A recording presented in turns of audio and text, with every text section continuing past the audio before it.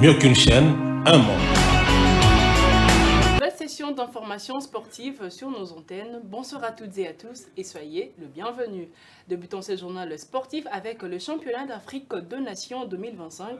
Le sélectionneur de l'EPA à prime, Otis Ngoma, a donc rendu public la liste de 36 présélectionnés en prélude de la participation de la RDC. Cette liste qui a été publiée le mardi 15 juillet. Le Munican a donc débuté ce mercredi 16 juillet jusqu'au dimanche 20 juillet. Aussi le stage en Algérie qui ira du 21 au 30 juillet prochain.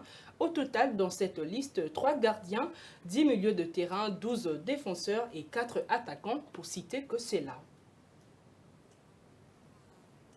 Toujours avant de pouvoir publier cette liste, reçue par le ministre de Sport et Loisirs, le sélectionneur avait donc rendu public aussi les grandes lignes de la préparation de plans établis par le staff technique pour le Fauve congolais qui entreront en lice le 2 août prochain en ouverture contre le Kenya, qui est donc le pays hôte. Suivez donc les sélectionnaires Otis Ngoma. Il fallait discuter avec lui, comme il est le numéro 1 du sport en général.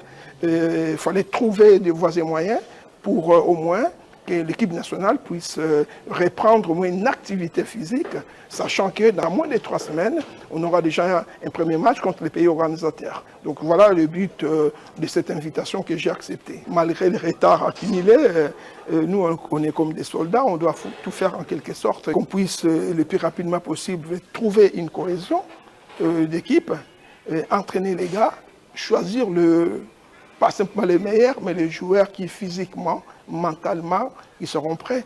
Donc le ministre a pris une décision qui est capitale, de faire venir les 8 joueurs de Lubumbashi, qu'ils arrivent au plus tard, le plus rapidement possible demain, et qu'ils puissent faire un premier camp à Kinshasa de 4 à 5 jours, avant de s'envoler pour l'extérieur. On demande au peuple congolais tous ensemble de soutenir tout d'abord l'équipe. On ne peut pas juger une équipe qui n'a pas encore commencé à jouer. Donc nous on est là, on va se battre, on va essayer de faire mieux que par le passé, afin qu'on aille chercher aussi cette étoile-là.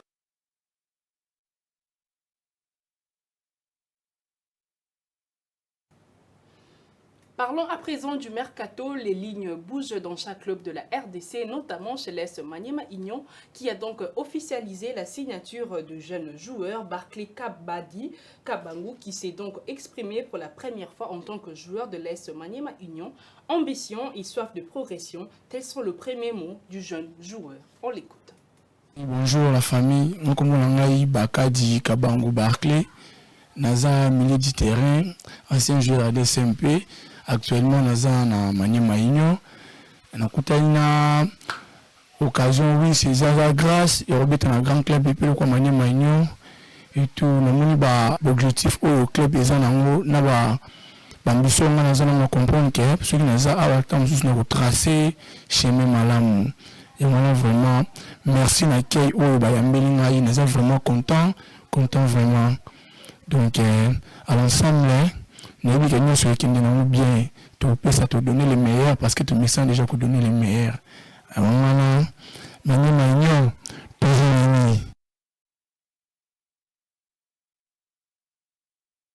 Chez l'AS Vita Club, le joueur Nathan Katona, âgé de 20 ans, qui a donc signé un contrat de 5 ans avec la formation de The Club. Une nouvelle histoire pour l'équipe vert et noir. Après une saison blanche, un rêve devenu réalité pour Nathan Katona. On le suit donc. Moi, c'est Nathan Katona, attaquant de l'Académie Club Kratos. Je suis ailier droite et ailier gauche. L'AS Vert Club a été mon équipe depuis l'enfance. J'ai rêvé d'être parmi cet effectif et aujourd'hui Dieu a fait grâce. Je suis parmi l'équipe, donc je vais faire de plus.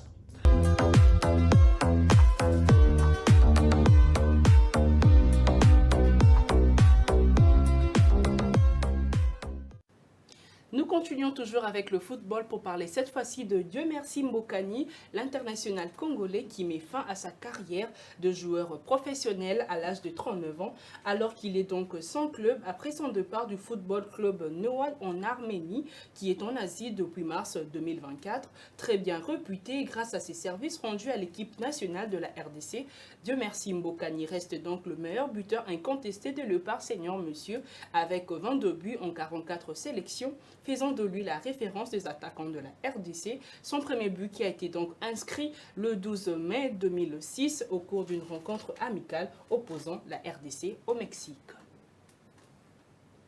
D'une discipline à une autre, parlons cette fois-ci du basketball avec la Ligue provinciale de basketball de Kinshasa. Il s'est tenu le week-end dernier la finale de la Ligue provinciale de basketball de Kinshasa qui a donc opposé SCTP et Terreur. Victoire de l'équipe de SCTP sur le score de 56 contre 55. Je vous laisse donc suivre le condensé de cette finale. 56 points contre 55 en faveur de SCTP devant Terreur et le score qui a donné le titre au Matelo après 11 longues années d'attente lors de la dernière finale de la Ligue Pro Bakin disputée le week-end dernier au Stadium de Martyr. Ce titre est passé par l'intelligence et la fitness d'Abraham Soukier qui a inscrit le game winner à 5 secondes de la fin.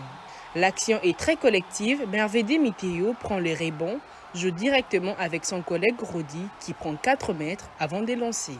Abraham Soukier à son tour court et attaque Mardoché Banza avant de choisir le flotteur au lieu du temps, c'est-à-dire Soukier a su trancher entre l'essentiel et l'important.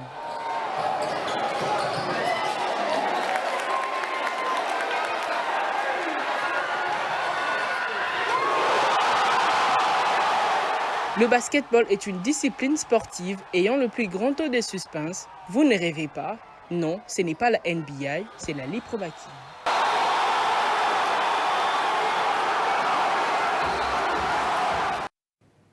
Strongman à présent, c'était dans le tuyau depuis quelques semaines, c'est désormais officiel. La République démocratique du Congo sera donc le pays hôte de la Coupe d'Afrique des Nations de Strongman à la fin de cette année 2025.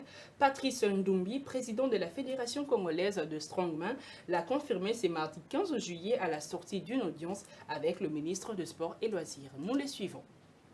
Oui, c'était juste pour présenter les athlètes chez le ministre parce que ces athlètes-là venaient d'une compétition de strongmen, hommes forts au niveau de l'Afrique du Sud. Comme on aura les championnats d'Afrique de strongmen ici au Congo. Le Congo, c'est un pays hôte des CAN strongmen. On a demandé audience à monsieur le ministre pour essayer un peu de tout expliquer. Le ministre des Sports nous a rassuré que le gouvernement congolais sera derrière les Léopards Strongmen pour toutes les compétitions qui restent afin d'être qualifiés pour les championnats du monde. C'est donc la fin de cette nouvelle session d'information sportive. Nous vous souhaitons bonne suite de programme sur nos antennes. Au revoir.